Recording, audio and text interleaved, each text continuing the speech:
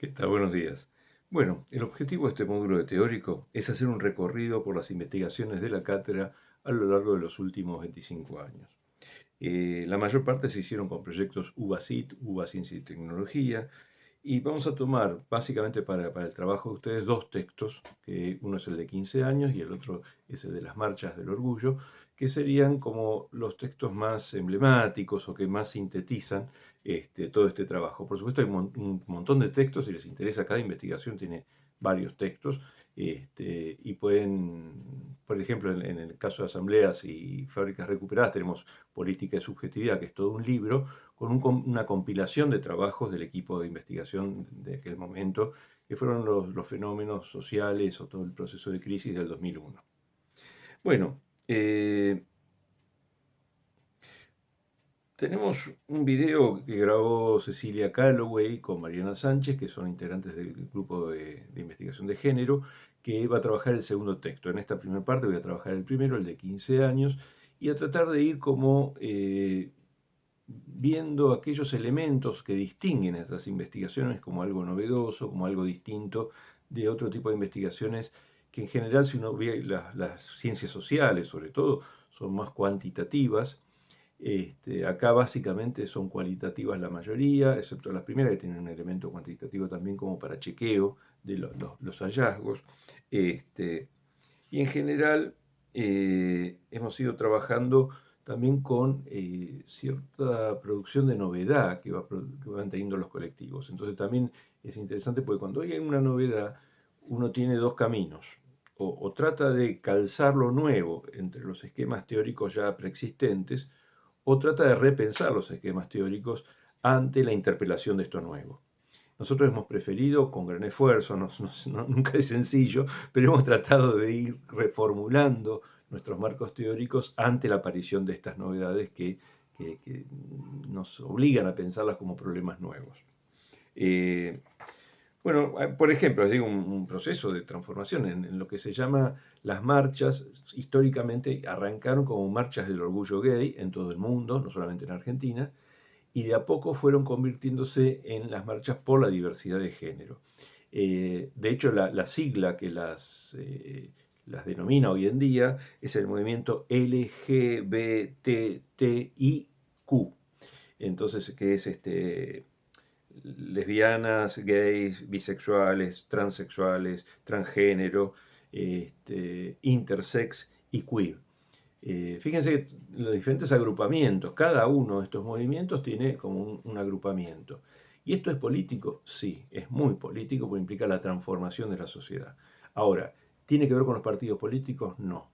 Es decir, no que los partidos políticos, ustedes ven las marchas, van a encontrar diferentes agrupaciones de partidos políticos, pero me refiero que el movimiento tanto de la diversidad de género como el movimiento de mujeres son fenómenos políticos que no pueden subsumirse al esquema de partidos políticos, ni siquiera al esquema más general de izquierda y derecha. A lo sumo podríamos pensar un cruce entre conservadurismo y progresismo en todo caso, ¿no? Es decir, sí, son movimientos que implican reformular los sistemas de normas o los sistemas sociales, pero por lo tanto serían más reformistas, si se quiere. Pero no están atados a lo que serían los partidos políticos tradicionales. De hecho, a veces terminan yendo gente de estos movimientos a lugares como diputados o como consejos deliberantes, pero lo hacen a veces por diferentes partidos. Es un poco también, que es un poco también lo que nos pasó con las fábricas y con las asambleas. Son movimientos que resisten ser reducidos al esquema de los partidos políticos. Bueno, para hacer un resumen de las temáticas, vamos a decir que hay cuatro grandes bloques temáticos en estas investigaciones. Algunos de ellos tienen varias investigaciones que van sucediéndose una tras de la otra. Las temáticas abordadas serían las siguientes. Primero, imaginarios estudiantiles, atravesados, si se quiere, por imaginarios sociales, atravesados por imaginarios institucionales.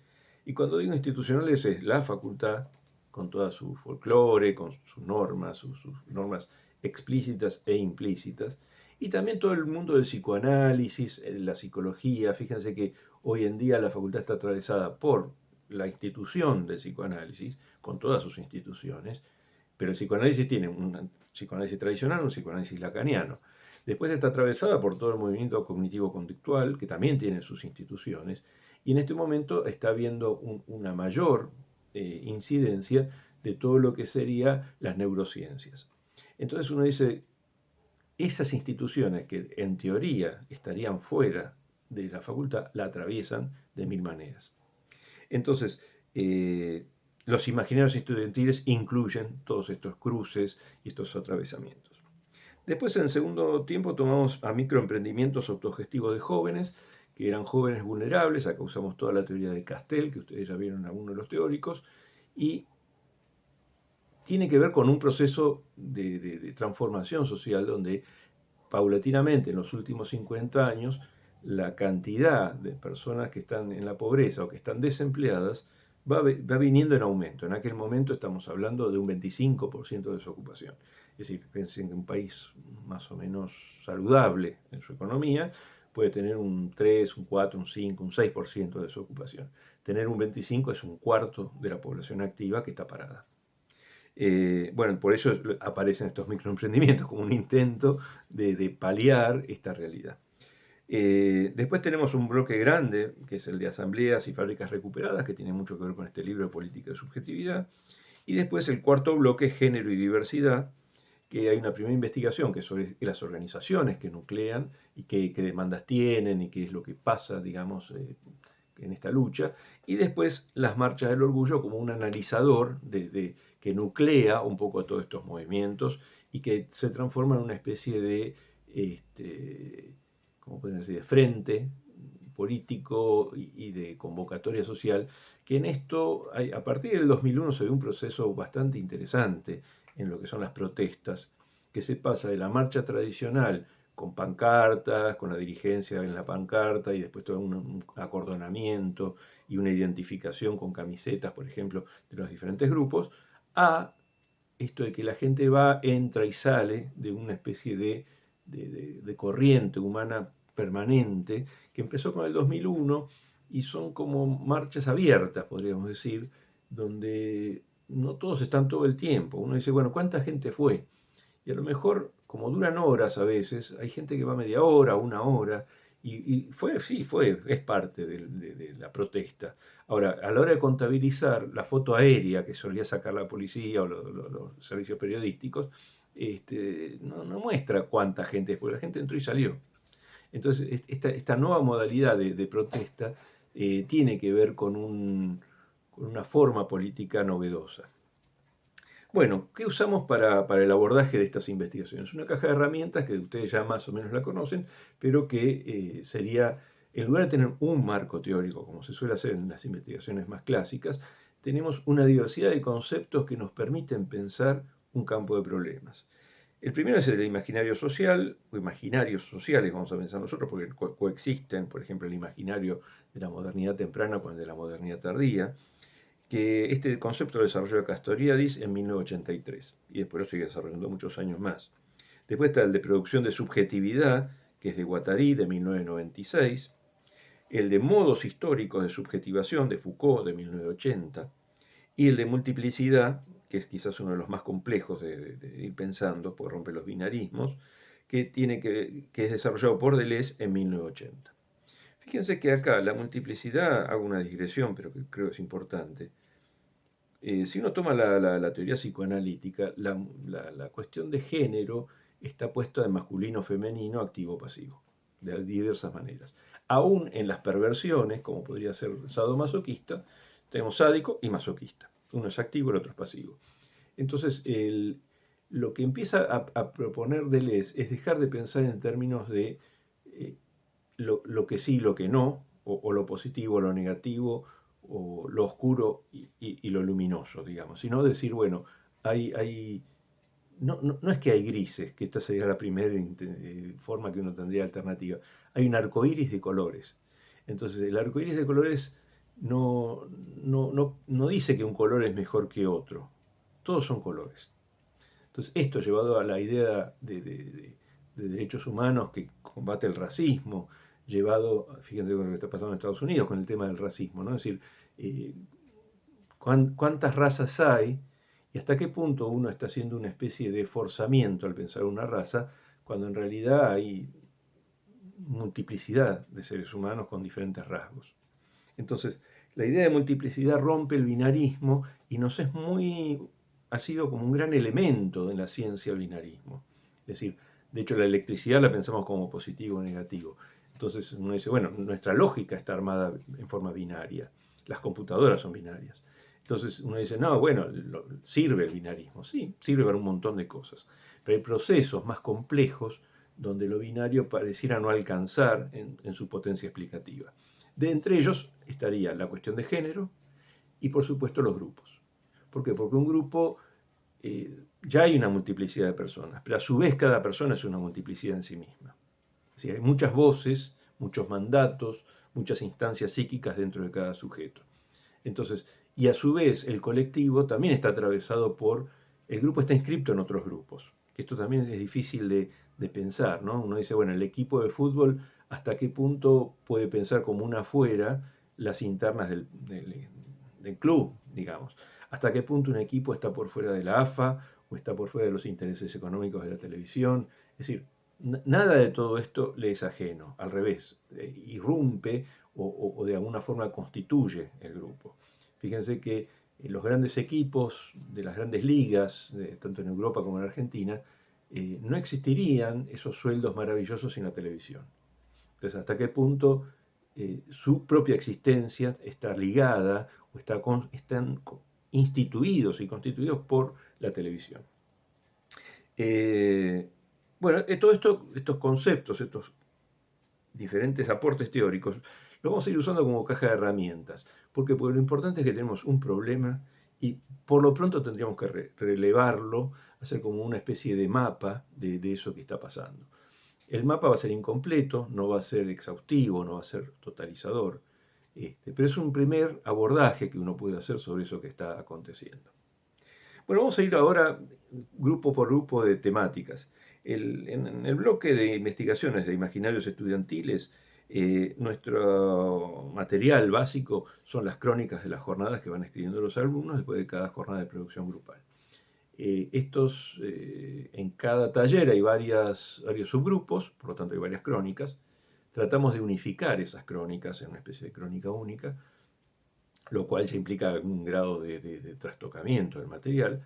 Y después, como unidad de análisis, tomamos las escenas.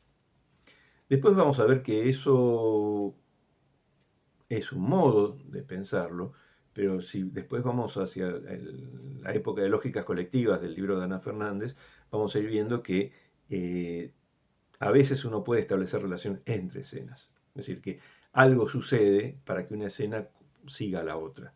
Y hay como un diálogo entre escenas o hay una especie de algo que se va transformando a lo largo de las escenas.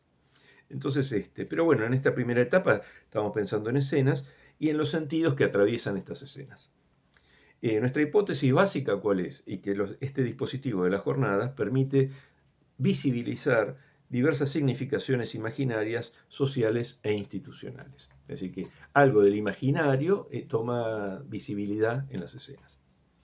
¿Cómo se hace el análisis? Se trabaja con la idea de latencia, aquello que late para existir.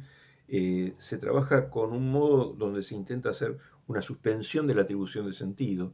Si no se trata de imponer un sentido rápidamente, sino de dejar que coexistan tantos sentidos como vayan apareciendo.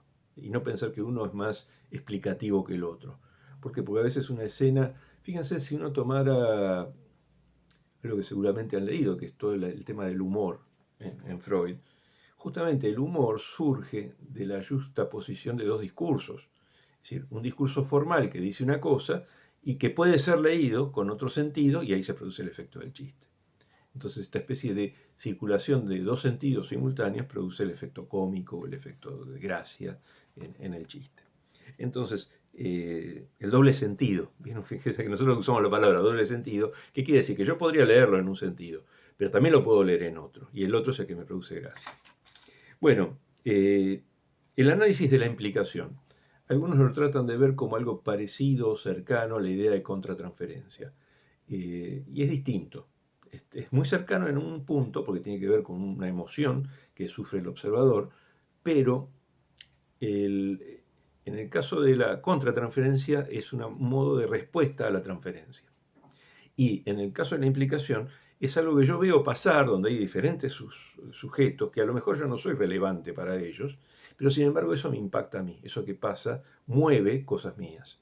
Entonces poder ver que los propios fantasmas, los propios miedos, las propias reverberaciones anémicas que produce un fenómeno que estoy viendo, es pensar mi implicación. Y después distinguir y puntuar, que esto también sería una forma, en lugar de buscar explicación, distinguir, decir, bueno, a mí de esta escena me llamó la atención esto. No sé por qué, no sé qué quiere decir, pero me llamó la atención. Hay algo, nosotros usamos una palabra un poco menos técnica, que es rareza. Hay rarezas e insistencias. Hay cosas que insisten y uno nota que algo vuelve, vuelve, vuelve, como un ritornello en la música. Y hay cosas que uno dice, esto qué raro, ¿no? Apareció esto acá. Y uno se queda como... Entonces lo que puede hacer es marcar, distinguir y puntuar eso.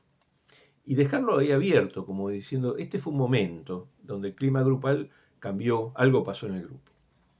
Los sentidos, por supuesto están los sentidos sociales, por ejemplo los roles de pareja, los roles familiares. Hay sentidos institucionales como lo que tiene que ver con la facultad o la profesión. Hay por supuesto aparición de acontecimientos históricos. En este sentido yo recuerdo cuando fueron las Torres Gemelas aparecieron un montón de cosas, si se quiere, indirectas, porque era muy difícil hablar de las Torres Gemelas con tanto horror. Pero apareció, por ejemplo, me acuerdo una escena que eran las parturientas de Kabul. Fíjense que a poco de ser las Torres Gemelas, Estados Unidos empieza a hacer una serie de intervenciones militares, y una de ellas es en Afganistán. Y en Kabul había bombardeos y había toda una serie de actos de guerra. Y la escena era una terraza de un edificio donde diversas mujeres que eran parturientas, charlaban y danzaban entre ellas. Y este danzar, y más el plus de vida que implica un parto, era como una especie ¿cómo podrían decir?, de gran contraste con la muerte rondando en los actos de guerra.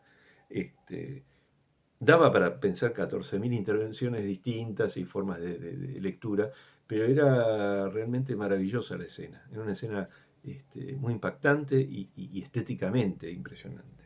Entonces, a veces los acontecimientos históricos hablan en las escenas, o tiene que ver con el efecto que tienen estos sujetos y en estos grupos esa situación. También los grupos, cuando se juntan, producen nuevos sentidos. Esta idea de producción de subjetividad grupal no es que el grupo sea un sujeto, pero algo se produce en el grupo. Y en cuanto a los hallazgos de estas investigaciones, un hallazgo fue el del rol profesional, que es el que chequeamos un poco con un método estadístico y una encuesta. ¿Cuántos podían ilusionar el futuro? Y esta especie de ausencia de escenas con psicólogos en el rol.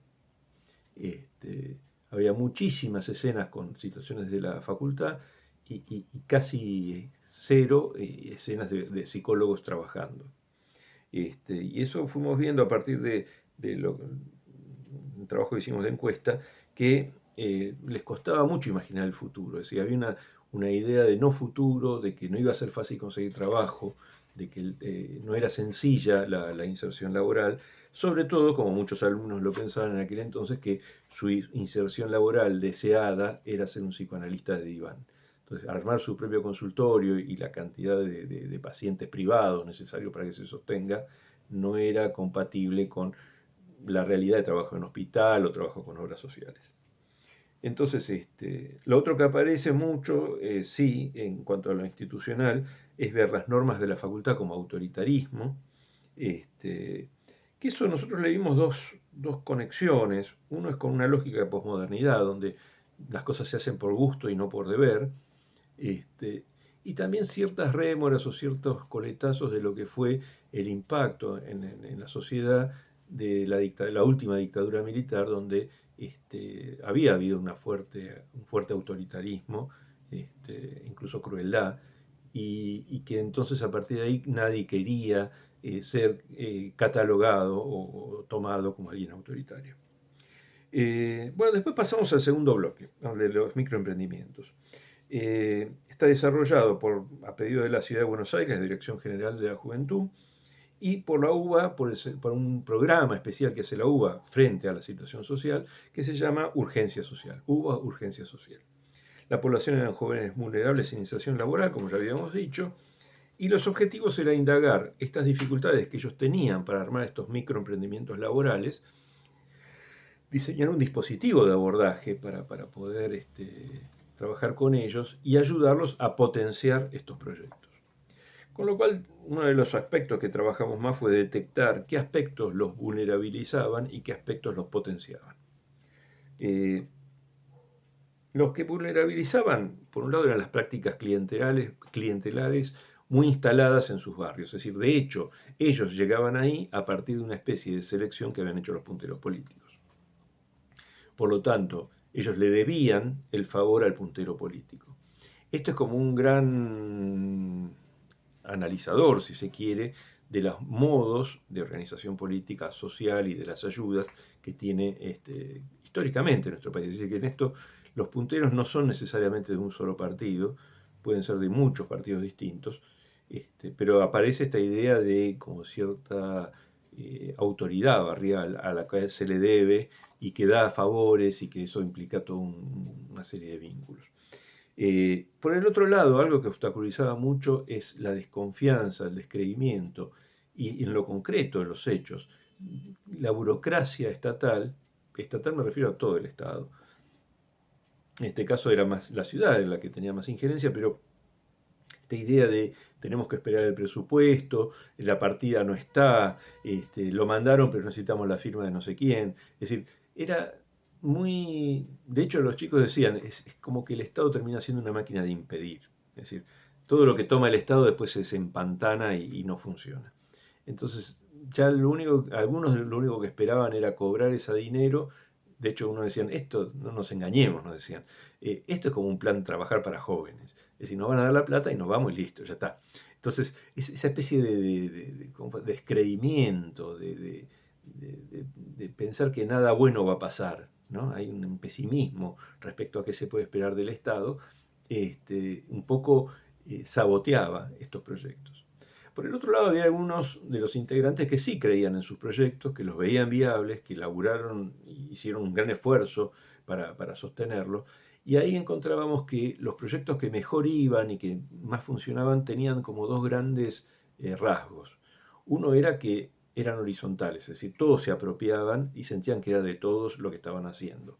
Y segundo, tendían a armar redes. En este tema de las redes, no es que se asociaban con un grupo de otro barrio vulnerable que tenía la misma actividad, sino que por ahí se juntaban uno que fabricaba algo con otro que lo vendía. Entonces ahí se armaba como una especie de lo que en empresas se llama alianza estratégica, ¿no? Es decir, a los dos les conviene mucho el negocio y terminan como uniendo intereses y fortaleciéndose mutuamente. Este sistema de redes o redes solidarias fue como uno de los que... Porque aparte la red no solamente sirve para la parte económica. Si el otro ya conoce el negocio, me pasa un montón de secretos de cómo ser eficiente en ese negocio, cómo mejorarlo, y de alguna forma también un apoyo emocional que nos dice, sí, se puede hacer esto, háganlo porque nosotros ya lo hicimos, ahora estamos en la fase esta, pero ustedes van a ir avanzando. Es decir, ahí, eso también lo vemos en las fábricas recuperadas. La importancia que tiene para una fábrica en recuperación el saber acumulado que tiene otra fábrica que ya está más avanzada en esta transformación. Es decir, que las redes son sumamente importantes para el fortalecimiento, no solo económico, sino también emocional y de poder pensar un futuro. Bueno, de ahí pasamos al tercer bloque, al de las fábricas y asambleas. Yo trabajé más en fábricas y tengo más cariño, digamos, el tema de las fábricas, pero los dos procesos fueron muy interesantes y los dos fueron novedades políticas a su manera. En la crisis del 2001 nosotros estábamos investigando en el barrio de Valvanera, que es el barrio de la Facultad de Psicología cerca de Once, las ONGs que se dedican a ayudar a las personas que habían quedado desempleadas, es decir, sectores que habían quedado fragilizados. Ese barrio tiene muchas casas ocupadas, muchas casas de pensión, hoteles familiares, es decir, que es un barrio con un sistema social o una población que siempre está como en un borde de fragilización importante. Algunas parroquias, algunas entidades religiosas, evangelistas, es decir, habían empezado a armar comedores para ayudar a esta gente. Aparte de los comedores había bolsa de trabajo y aparte de eso había alguna formación profesional. Es decir, que realmente había un trabajo interesante. Ahora, cuando pasa el 2001, que las propias personas que quedaron huérfanas de trabajo y de Estado, porque realmente quedaban realmente en la nada misma, se autoorganizaran y armaran proyectos propios, era interesante. Esto de tomar en las propias manos lo que hay que hacer. Esta fue una de las frases que más nos impactó. En el caso de las asambleas, muchas de ellas hacían los comedores, pero atendidas por gente fragilizada también. Es decir, no tanto por el de clase media que podía tener un resto de tiempo y donarlo para ayudar a otros, sino por los propios sectores que eran los damnificados. Eh, Estos comedores sí funcionaban con aportes de empresas, aportes del Estado, y se autoorganizaron de alguna manera, es decir, no tomaron un modelo único, sino que cada comedor iba teniendo su propia forma de organización. Eh, Hace poco vi en televisión, les comento esto porque me pareció muy interesante, porque estas cosas nunca terminan de seguir transformándose. Un comedor en Córdoba donde contaban que las personas que tomaban beneficio de este comedor, es decir, que se llevaban la vianda, debían donar una hora de trabajo para cocinando y preparando las cosas como forma de pago por lo que estaban recibiendo. Es decir, que eran a su vez usuarios, si se quiere, de un sistema, pero también protagonistas en el sentido de productores de eso que se estaba generando ese alimento. Entonces, esta doble pertenencia es muy importante porque produce como un nucleamiento, es decir, hay un agrupamiento, hay un colectivo que se va consolidando a partir de este trabajo concreto que es hacer comida para mucha gente. Esto en cuanto a las asambleas, también un proyecto de las asambleas que muchas empezaron a hacerlo fueron las huertas urbanas. Justamente ante este problema del hambre, las huertas urbanas era tomar baldíos o terrenos que estaban sin ningún tipo de utilización y armar una pequeña huerta. Y esto producía una cantidad bastante limitada de alimentos, pero una de las formas. Fíjense cómo es esto. Esto ha devenido en que muchas escuelas han tomado la idea de huerta como una parte de la enseñanza, llevar a los chicos a ver una huerta y ver cómo se trabaja en una huerta. Entonces esto que parece algo pintoresco, en realidad tiene que ver con que es necesario saber esto en la vida, es decir, no es menor. Bueno, objetivos que nosotros nos planteamos, ver los cambios sociales mientras se producían. Poder registrar la novedad política por un lado y poder registrar esta dinámica. Fíjense que estos, más que grupos, uno los podría pensar como colectivos, porque algunos eran muy grandes. Yo me acuerdo la fábrica de cerámicas de Neuquén tenía como 400 obreros. Entonces, conforman un grupo y es difícil si uno toma las definiciones tradicionales. Ahora, es un colectivo que arma su propia cultura, sus propias normativas, sus propias prácticas, que establece una organización. Y sí, son sistemas de colectivos que están generando sus propias significaciones. ¿Cuál es el método que utilizamos? Bueno, el de problematización recursiva, análisis de la implicación y algo que al principio nos resultaba bastante difícil y después empezó a ser muy interesante para nosotros mismos, es el tema de ir escribiendo mientras trabajábamos. Si mientras uno hacía el abordaje del campo, ir escribiendo. Que era un escrito provisorio, un balbuceo si se quiere, pero que era mucho más rico que escribir varios meses después tratando de rescatar algo de los escritos a mano que uno había hecho en el momento. Ir escribiendo y debatiendo entre nosotros lo que íbamos a escribir, porque escribíamos como grupo también, era un debate muy fuerte, un debate muy productivo para nosotros. Bueno, y después lo que más nosotros fuimos encontrando en estos colectivos fueron la horizontalidad y la autogestión, el armado de redes con partidos políticos, organizaciones barriales, con todo tipo de aliado posible. Y el objetivo que, aún ellos teniendo una diversidad política muy grande dentro de la fábrica, tendían, en las asambleas también había una diversidad muy grande, a preservar el objetivo común. En el caso de la asamblea, dar algún tipo de asistencia a los más fragilizados, y en el caso de la fábrica, sostener la fuente de trabajo. En este punto hay algo que nosotros también vemos como novedad. Nosotros conocíamos las cooperativas tradicionales socialistas de Juan B. Justo, es decir, el Hogar Obrero, por ejemplo, sería el modelo de cooperativa, o las cooperativas agrarias, ¿no? Es decir, diferentes chacareros se juntan y venden su producción juntos, o contratan juntos un ingeniero agrónomo. De ese tipo de cooperativismo pasa a un cooperativismo distinto que es novedoso, que ellos lo empiezan a buscarle un nombre y lo llaman cooperativas de trabajo. Hoy en día ya hay una ley de cooperativas de trabajo. ¿Y cuál es la diferencia con la cooperativa clásica? Que no son propietarios. Es decir, en la cooperativa clásica cada uno es dueño de una acción y el conjunto de acciones componen los bienes que son propiedad de esa cooperativa. Por lo tanto, es un sistema de propiedad. Hay una propiedad sobre los edificios y sobre las máquinas. En el caso de la cooperativa de trabajo, ellos, si bien les asiste una serie de derechos porque no les fueron pagando sueldos, a lo sumo llegaban con ese dinero a comprar las máquinas. Pero ellos no pretendían los edificios ni el terreno, lo que pretendían era la fuente de trabajo, no les importaba la propiedad, les importaba trabajar. Entonces, lo que cada uno aporta a la cooperativa es su potencia de trabajo, no una cantidad de capital para comprar la parte.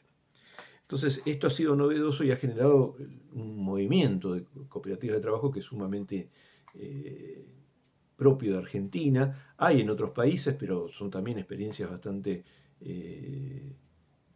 iniciales, ¿no? Uno dice, se está gestando algo que uno no sabe dónde va a devenir porque puede tener una serie de transformaciones a lo largo del tiempo. Bueno, entre las cosas novedosas que nosotros encontramos, también fue que esto trabajamos mucho con Cecilia Calloway, que ella después terminó escribiendo una serie de textos muy interesantes sobre la autorregulación. Lo que nosotros veíamos al principio era que ante la libertad de ser ellos quienes decidían, no volvían a los viejos sistemas de control social, por ejemplo, el reloj con el fichado, los horarios estrictos, los turnos, es decir, todo el sistema disciplinario típico de las fábricas, que para muchos de ellos habían sido 20 o 30 años de fábrica, es decir, estaban fuertemente imbuidos de esta lógica. Y sin embargo, preferían inventar algo distinto. En ese inventar algo distinto buscaban normas no tan estrictas, apelar más a la pertenencia, a que, bueno, somos parte de esto, todos necesitamos que esto funcione, y si se quiere, una apelación más amistosa a alguien que lo consideraban tan parte como ellos. Entonces, en ese punto, la autorregulación tuvo que ver con inventar nuevas formas disciplinarias para ordenar, para ser más equitativos. Si bien los repartos al principio eran igualitarios, después empezaron a ser proporcionales a la cantidad de trabajo que ponía cada uno. No hay una tendencia clara, pero cada uno ha ido como reformando su sistema de normas y sus formas de organización. Y esto un poco nos lleva a que uno no podría sacar una foto y decir, esto son las fábricas recuperadas. Esto es lo que veo hoy en las fábricas recuperadas. Mañana puede ser otra cosa, pasado puede ser otra, dentro de 5 años pueden ir deviniendo cosas distintas. Y esto yo creo que es pensar una dinámica de procesos en lugar de pensar una esencia en el ser. Este es un poco lo que un poco habíamos hablado al principio con el marco teórico, esta idea de la transformación permanente de la dinámica. Bueno, a modo de cierre, yo creo que lo que han aportado estas investigaciones han sido, por un lado, los dispositivos, la invención de dispositivos que permiten visibilizar imaginarios y prácticas sociales,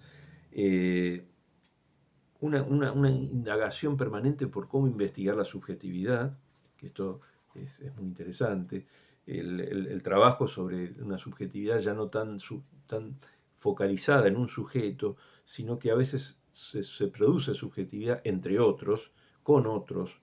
A veces los colectivos tienen una producción de novedad muy importante. Operacionalizar los conceptos, todos estos conceptos que nosotros vimos, que uno dice, bueno, lo leo en los libros, son muy teóricos, bueno, ¿cómo los ponemos en la práctica a trabajar e indagarlos?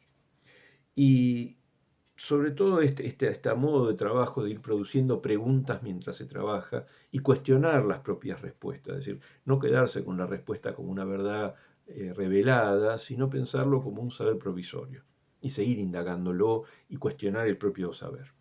Eh, Esto implica dos cosas. Por un lado, yo creo que esta problematización recursiva eh, nos lleva a no quedarnos con una especie de respuesta, sino de ir pensando eso que pasa, ir mapeando acontecimientos.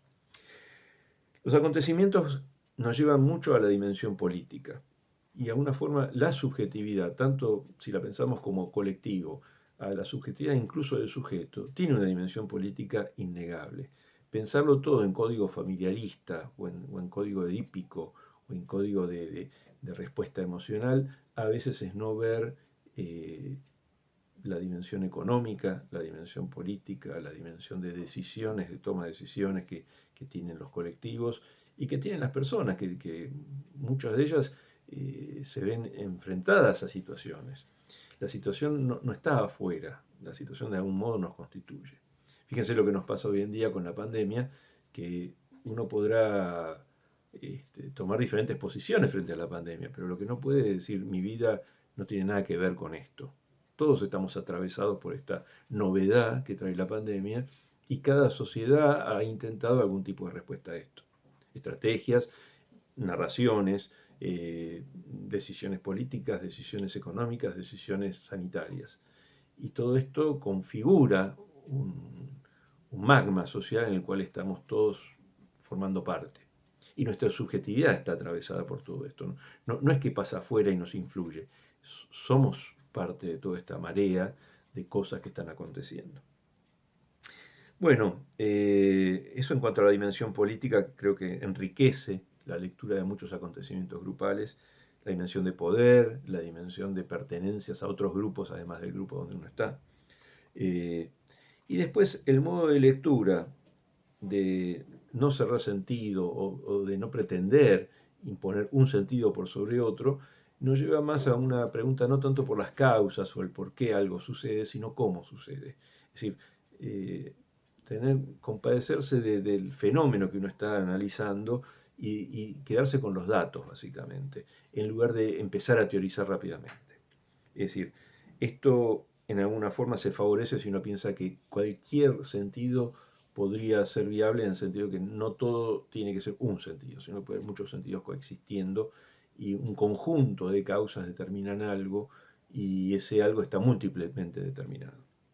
Bueno, esto es más o menos para que tengan un pantallazo de qué se trató las investigaciones y también para marcar una diferencia o una especie de advertencia. Miren que no es igual que otras investigaciones que han visto. Gran parte de las investigaciones que uno está acostumbrado a leer son de orden más cuantitativo y en general las que tienen que ver con las clínicas psicoanalíticas están muy ligadas al dispositivo psicoanalítico. Estos son dispositivos novedosos y son modos de pensar que se van como transformando a partir de la situación que encuentran. Bueno, espero que les haya servido y si ven que hay alguno de estos temas que les interesa, hay bibliografía optativa un montón como para poder ir metiéndose en estas cuestiones. Bueno, nos estamos viendo.